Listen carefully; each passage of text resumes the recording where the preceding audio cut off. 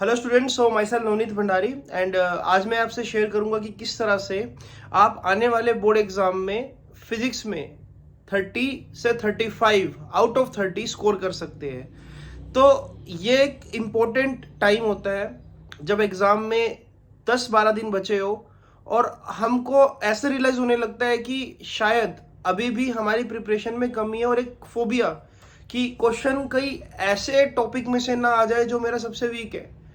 तो ये सब चीज़ें दिमाग में चल रही होती है और इस वक्त हम तकरीबन हर एक चैप्टर को कर चुके हैं थोरोली। शायद अपने ट्यूशन सेंटर्स पर एक एक बार टेस्ट भी दे चुके हैं हर एक चैप्टर का, बट स्टिल एक अजीब सा डर सता रहा है कि क्या पेपर अच्छा होगा, क्या मेरा इतना अच्छा स्कोर आ जाएगा जितना टर्म 1 में आया, या टर्म 1 में जो स्कोर है क्या उससे मैं बेटर स्कोर कर पाऊंगा या कर पाऊंगी। तो इन सब चीज़ों का जवाब देने की मैं कोशिश करूंगा। देखिए, पहली बात, इस बार स्कोर करना कंपैरेटिवली आसान होगा। रीजन इज दैट पेपर होगा सब्जेक्टिव आपका, और सब्जेक्टिव पेपर में आपको स्टेप मार्किंग के नंबर मिलते हैं। तो अब आप वो लॉजिक्स लगा सकते हो कि अगर न्यूमेरिकल आपको आ भी जाएगा, अनदेखा न्यूमेरिकल, अगर आप फॉर्मूला लगा देते हो, फॉर्मूला लिख देते हो, वैल्यू प्लेस कर देते हो, तो शायद एग्जामिनर आपको आधा एक नंबर दे दे, है ना। तो मैं स्ट्रेटजीज की बात करूंगा अभी कि किस तरह से आप अपना स्कोर बूस्टअप कर सकते हो। सबसे पहले तो सबसे हल्के चैप्टर उठाओ, जैसा कि ईएम वेव, न्यूक्लियाई, एटम और ड्यूल नेचर। कंपैरेटिवली आसान चैप्टर और जिनको बहुत कम टाइम में प्रिपेयर किया जा सकता है। मुझे ऐसा लगता है कि ईएम वेव, न्यूक्लियाई को आप एक दिन में बहुत अच्छे से प्रिपेयर कर सकते हो। तो सबसे पहले कोशिश करो कि आप एक दिन डेडिकेट कर दो इन दो चैप्टर्स को, ईएम वेव और न्यूक्लियाई। 3 घंटे, 2 घंटे, जैसा आपको लगे कि जब आप कॉन्फिडेंट फील करने लगो तो कोई किताब उठाओ और कोशिश करो कि जितने हो सके उतने 2-2 नंबर के क्वेश्चन ढूंढने की कोशिश करो कि क्या पॉसिबिलिटी आ सकती है 2-2 नंबर के क्वेश्चन में, राइट। जब आपको लगे कि आप 100% कॉन्फिडेंट हो तो ask any friend, ask any teacher कि मुझे 4-5 क्वेश्चन पुट करो इसमें। अगर आपको लग रहा है कि आप उन 4-5 क्वेश्चन में से 2 क्वेश्चन का आंसर अभी भी नहीं दे पा रहे हो तो आपको अपने टीचर से एक बार फिर से समझने की जरूरत है, उस चैप्टर को फिर से आप समझो। ओके, इस तरह से अगला दिन आप डेडिकेट करो ड्यूल नेचर और एटम। अगेन बहुत आसान चैप्टर्स। ड्यूल नेचर में ग्राफ्स का ध्यान रखना, बहुत सारे ग्राफ्स है। ग्राफ पर सीबीएसई में आपको फंसाया जा सकता है। तो potential versus kinetic energy, potential versus frequency, intensity, potential, बहुत सारे ग्राफ्स है। तो डिटेल में नहीं जाऊंगा, लेकिन स्टिल मैं बोलूंगा कि ग्राफ पे थोड़ा ज्यादा फोकस करो। ग्राफ में से क्वेश्चन आने के बहुत बहुत बहुत चांसेस है। ओके, आगे अगर हम चले, एटम में identify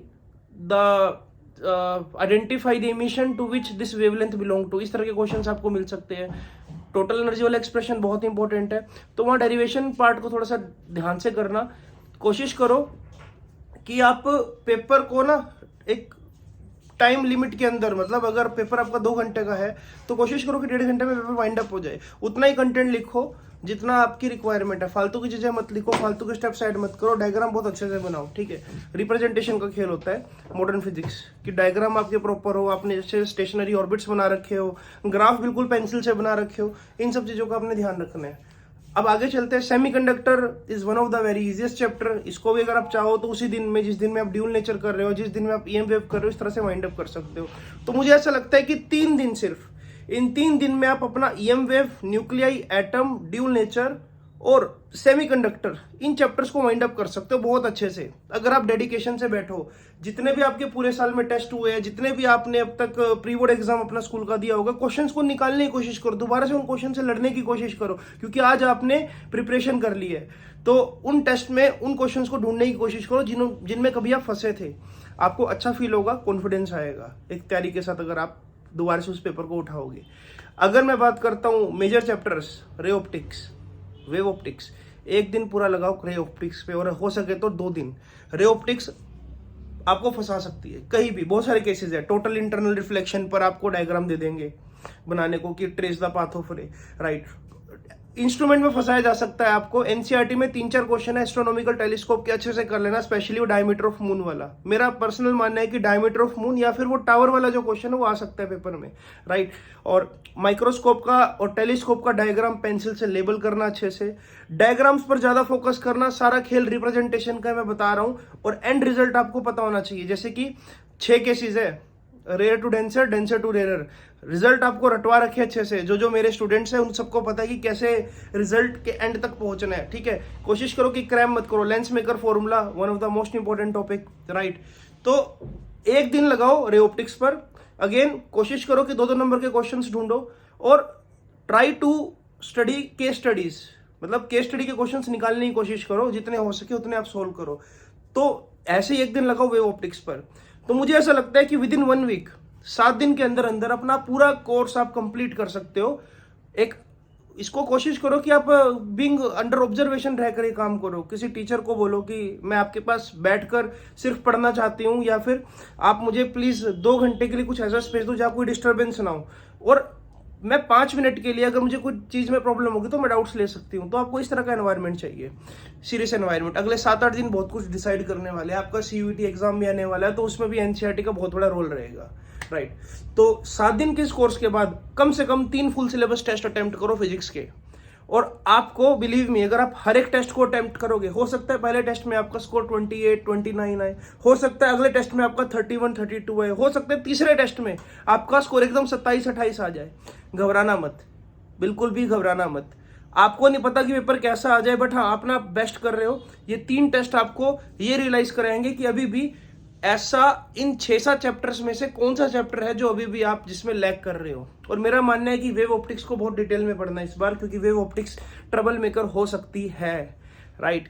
wave optics trouble maker हो सकती है। जरूरत पड़े तो टीचर से हेल्प मांगने में बिल्कुल भी मत हिचकिचाना। माना कि तुम्हारा टीचर नहीं +2 के साथ बिजी हो गया, बट इसका मतलब ये नहीं है कि वो आपको नकार दे। उसका जान खा जाओ, उसके घर जाकर बैठ जाओ, उसके ट्यूशन सेंटर पर धरना लगाओ कि हमको तो आपसे ही पढ़ना है, ठीक है। ये प्रॉब्लम मैं भी फेस कर रहा हूँ। मेरे कुछ स्टूडेंट्स आते हैं और उनके लिए टाइम निकालना बहुत जरूरी है। सैटरडे संडे को टाइम लो टीचर का, अभी भी कुछ नहीं बिगड़ा है तुम्हारा। और 3 फुल सिलेबस और ये 7 दिन का कोर्स, ये मिलाकर हो जाता है 10 दिन। और मेरे ख्याल से इतना ही वक्त हमारे पास है, राइट। अगर 2-3 दिन आपको एक्स्ट्रा मिलते हैं तो डेट विल बी बोनस।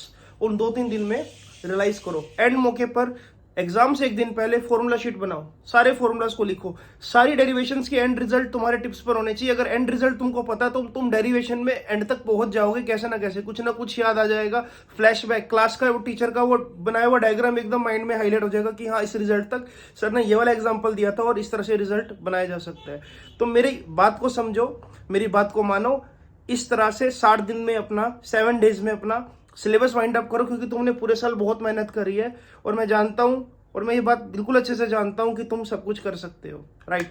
तो मेरा काम था इस 7-8 मिनट की वीडियो में आपको थोड़ा सा सजेशन देना। इन गाइडलाइंस को फॉलो करो। मेरा नंबर जिन भी बच्चों के पास है मुझसे हेल्प ले सकते हैं, मुझे व्हाट्सएप कर देना। आजकल एडमिशंस का टाइम है, मैं कॉल नहीं पिक कर पाता ज़्यादा, बट हाँ आई एम ऑलवेज अवेलेबल। मेरे बच्चों को पता है कि मैं कभी भी मदद से पीछे नहीं हटता, तो मैं आपको जरूर हेल्प करूंगा जो भी मेरे टच में है। एंड या अगर आपको अच्छा लगे, किसी आप बच्चे को शेयर करना चाहो तो इस वीडियो को शेयर कर सकते हो सकता है उसको कुछ स्ट्रेटेजीज पता लगे। और मेरा मानना है कि यार देखो 35 स्कोर करना बहुत आसान है CBSE में, it's not a big thing, yeah you can score well.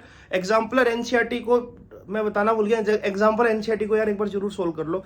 7 दिन पढ़ने के बाद 1 दिन लगाओ, NCERT यार हो जाएगी। खाना नहीं खाओ, सवेरे जल्दी उठ जाओ, कम सो जाओ, लेकिन NCERT पूरी सोल्व करो। 1 दिन उस पर भी जरूर लगाओ, ठीक है। तो इसी के साथ वीडियो को ओवर करते हैं और मिलते हैं आपसे एग्जाम से कुछ दिन पहले। फिर से मैं एक बार आऊँगा, एक वीडियो बनाऊंगा और आपको बताऊंगा कि क्या क्या इंपॉर्टेंट और क्या क्या आपको करके जाना है। So this is only strategy video कि हाँ आने वाले 10 दिन कैसे प्लान करें। सो मिलते हैं आपसे बहुत जल्द और have a great day, have a good night, bye bye, see you.